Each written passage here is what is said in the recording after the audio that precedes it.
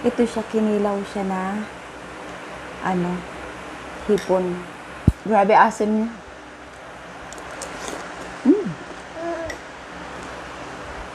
Naluto na lang siya sa asim. Dami kong kinilaw. Baka di ko na naman maubos.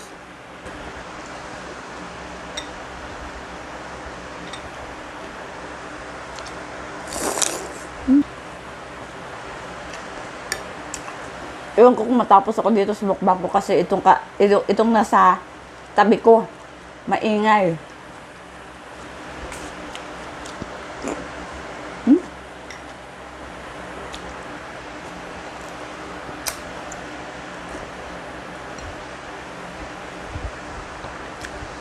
Nakakain lang ako nitong kinilaw na hipon sa province namin.